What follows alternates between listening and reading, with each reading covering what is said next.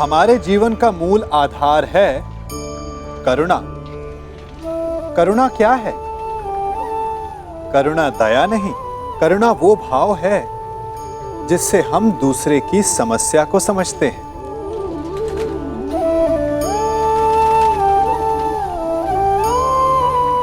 उसकी कठिनाई को अनुभव करते हैं। इस संसार में सारे संघर्षों का मूल है एक दूसरे की परिस्थिति को ना समझना, और इस समस्या का हल है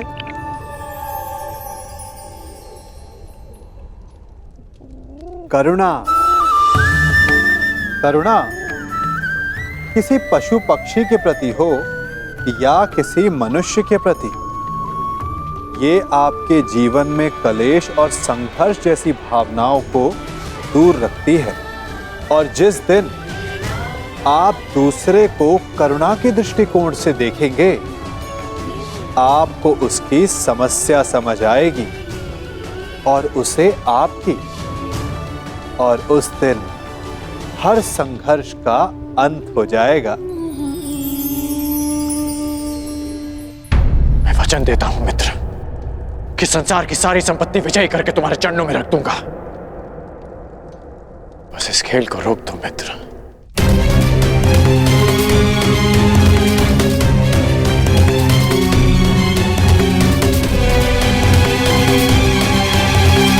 किस सोच में हो दुर्योधन? तुम्हारा मित्र कर्ण इतना निवेदन कर रहा है तो मान लो अपने मित्र की बात। जो कुछ तुम्हारे पास थोड़ा बहुत बचा है उसकी भी रक्षा हो जाएगी। और वैसे भी तुम्हारे पास बचा ही क्या है जिसे तुम दांव पर लगा सको?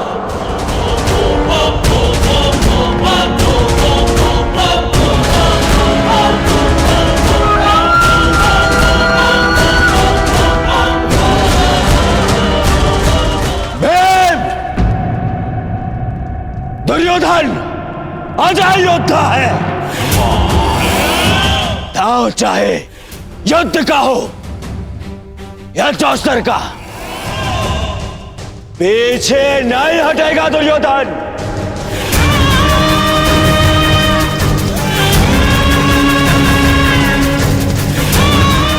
मैं दांव खेलूंगा, खेलूंगा दांव।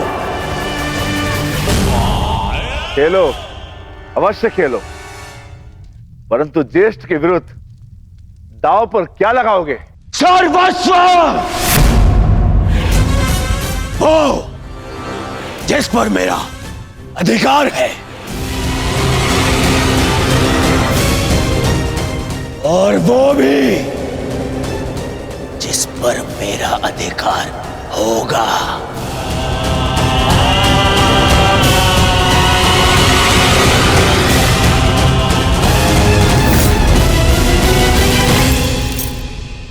आभूषण जिन पे मेरा अधिकार है,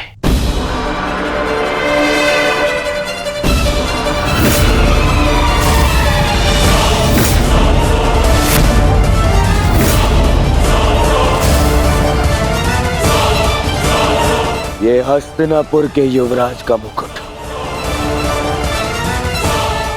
जिस पर मेरा अधिकार है,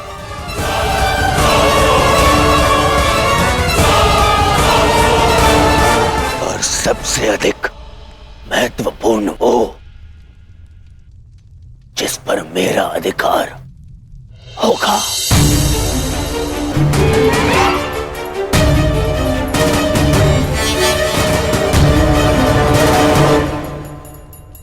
हस्तिनापुर।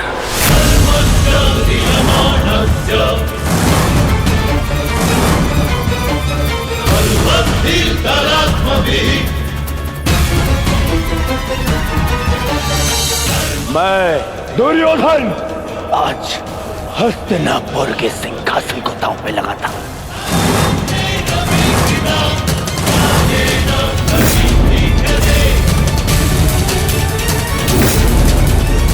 बस दुर्योधन,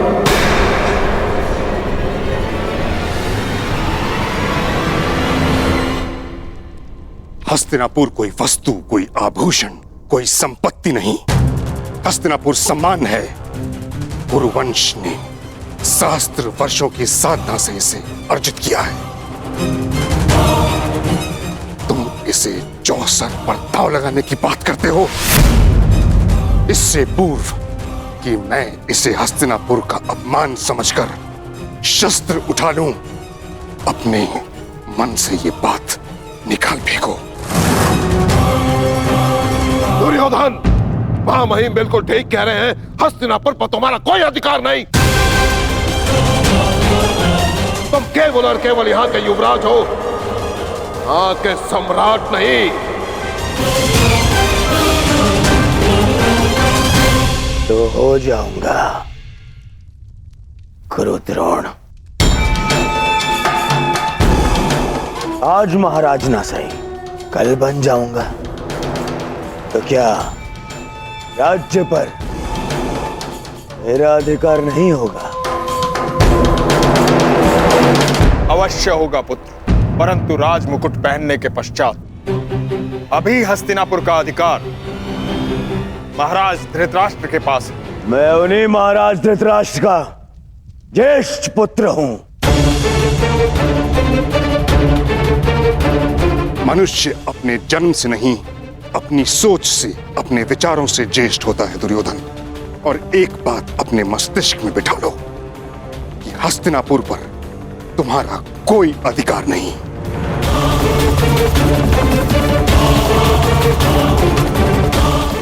ठीक है, तो जिनका अधिकार है मैं उन्हीं से पूछ लेता हूं। पिताश्री,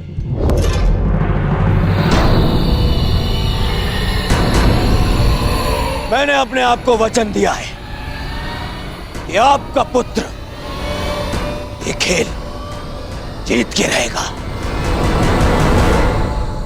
या तो मैं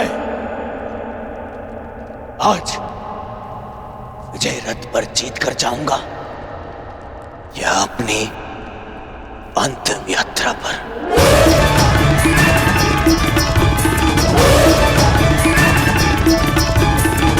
जिस सम्मान की बात पितामह कर रहे हैं,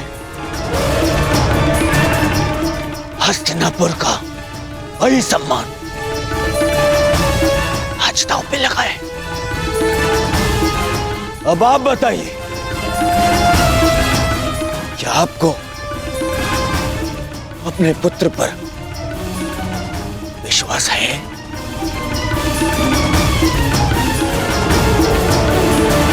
या आप भी पितामह की भांति हस्तिनापुर पर मेरा अधिकार नहीं मानते? क्या विभाजन के पश्चात भी आपको लगता है कि मेरा इस सिंहासन पे अधिकार नहीं? बोलिए ना पिताश्री।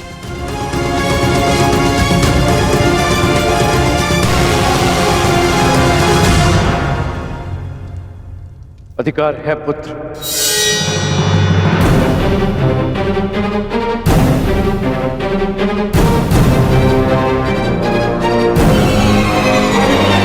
और मैं तुम्हें उस अधिकार का प्रयोग करने की अनुमति देता हूं। धृतराष्ट्र, तुम ऐसा नहीं कर सकते। हस्तिनापुर को दांव पर नहीं लगने दे सकते। पितामह, सबको अपनी सीमा का भान कराने वाले आज अपनी सीमा भूल रहे हैं। ये राजमहल नहीं, राजसभा है।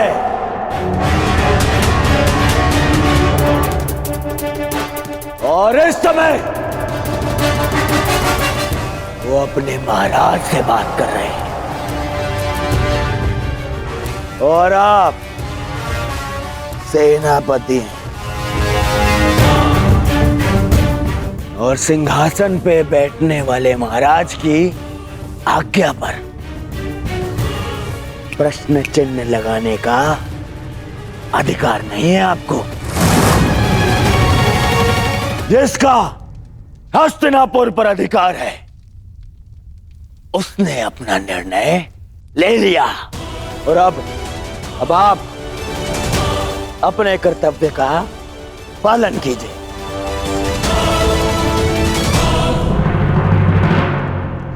तो अब मैं दुर्योधन हस्तिनापुर नरेश की अनुमति से समस्त हस्तिनापुर को दांव पे लगाता हूं।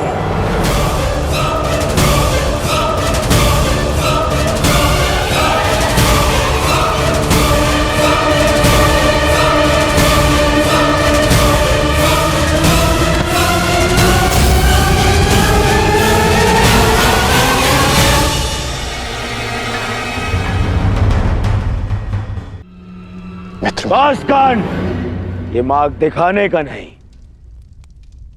मार्ग बनाने का समय है। मौन रहो अब। तो बोलिए सम्राट। एक दाव और सब कुछ आपका। क्या ये दांव खेलने का साहस और सामर्थ्य है आप में?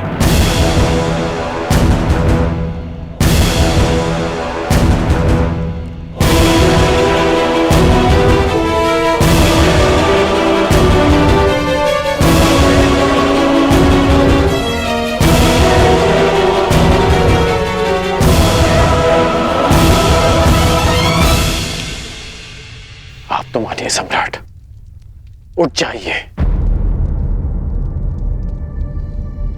लोभ में विवेक मर जाता है।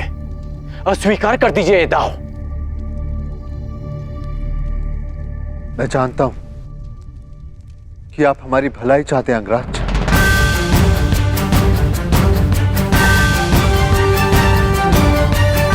परंतु मैं हस्तिनापुर के अस्तित्व की भलाई चाहता हूं।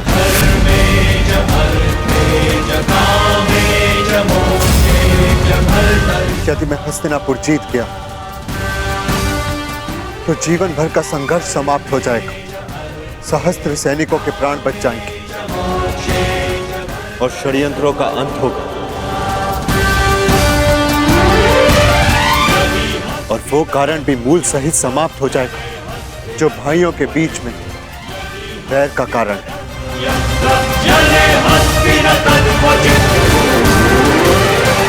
हाँ तो सम्राट, हस्तिनापुर की तुलना में आप दांव पर क्या लगाना चाहेंगे?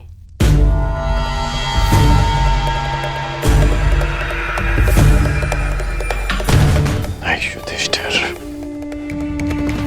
नहीं। खीरो पांडुपुत्र,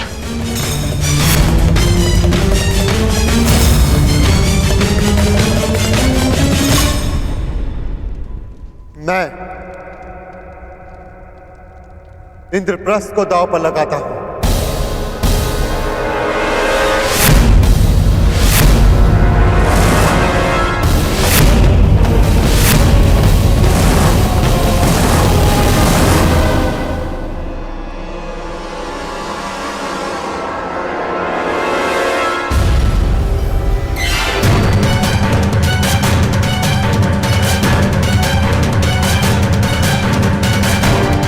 ये तुमने क्या किया? अब भी समय है पुत्र, पीछे हट जाओ। चुनौती का उत्तर देना ही एक क्षत्रिय का धर्म है काकाश्री।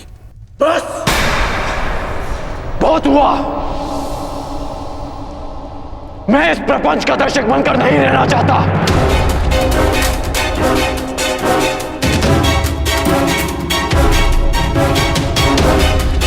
अंगराज, अपना वचन तो याद है ना आपको? प्रत्येक परिस्थिति में आपको अपने मित्र का साथ देना होगा। मुझे वचन दो, हर परिस्थिति में तुम मेरा साथ दोगे। मैं वचन देता कि मैं अपने मित्र को अकेला नहीं छोड़ूंगा। तुम्हारा यह परम मित्र दुर्योधन जीवन के विकट मोड़ पर खड़ा है और तुम उसे छोड़कर जाने की बात कर रहे हो? नहीं अंगराज, आपको रुकना होगा।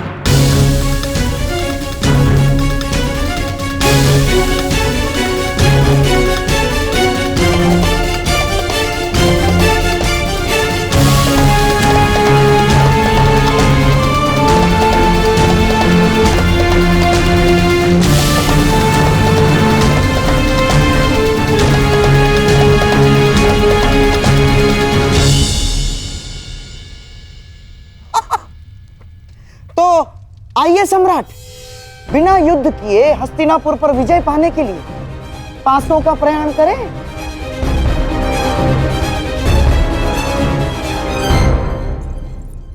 स्वराज्य की जय। क्या सूचना है? महाराज युधिष्ठिर ने कुमार दुर्योधन का सब कुछ छीन लिया है।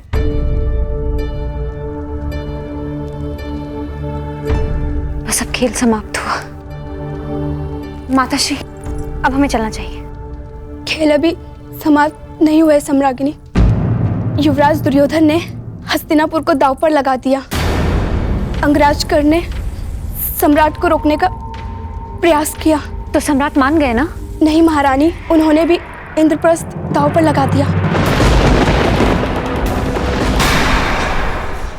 प्रत्येक मनुष्य की सबसे बड़ी शक्ति ही उसकी सबसे बड़ी दुर्बलता भी होती है, और धर्मशील की दुर्बलता उसका धर्म होता है। इसलिए प्रयास करना कि समय आने पर धर्मात्मा को दुर्बल पड़ने से रोक सको। द्यूत पहले विजय देता है और फिर विवेक हरकर पराजय। सम्राट को रोकना आवश्यक है माताश्री, कहीं गांधार नरेश अपने छल से कुछ अनर्थ न कर बैठे। पुत्री, चिंता मत करो, वहां पितामह है, द्रोणाचार्य है, कोई अनर्थ नहीं होगा। जब पितामह और आचार्य द्रोण हस्तिनापुर को दांव पर लगने से नहीं रोक पाए माताश्री, तो कोई और अनर्थ कैसे रोक पाएंगे? सब नियम से बंधे हैं और हम भी। और नियम ये है कि जब तक युद्ध चलेगा राजस्त्रीय सभा में प्रवेश नहीं करेंगे। लीजिए सम्राट, अब दोनों खिलाड़ियों का केवल एक एक मेरु शेष है, दांव बराबर का, और जीतने का अवसर भी बराबर का।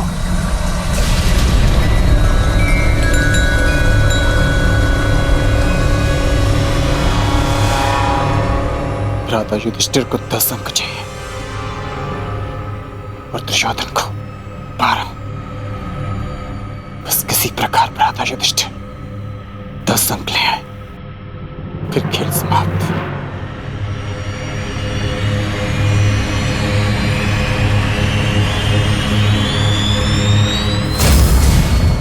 अच्छा प्रयास था सम्राट, केवल एक पक्ष से दुर्ग के भीतर जाने से रह गया।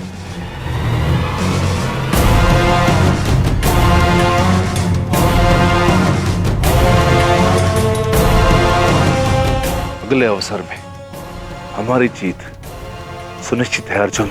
हाँ, परंतु तब जब मामा श्री के पास 12 ना आ जाए। अंतिम चाल है, आपके पास है 12 लाएंगे ना मामा? जब तक ये द्रौपदी का वस्त्रहरण नहीं कर लेते तब तक ये मेरे विरुद्ध नहीं जाएंगे।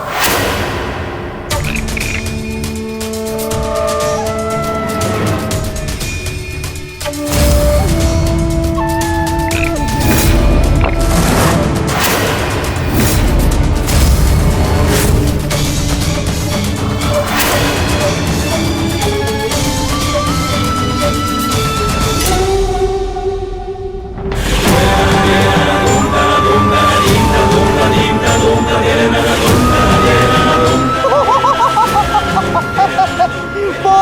तुम्हारा।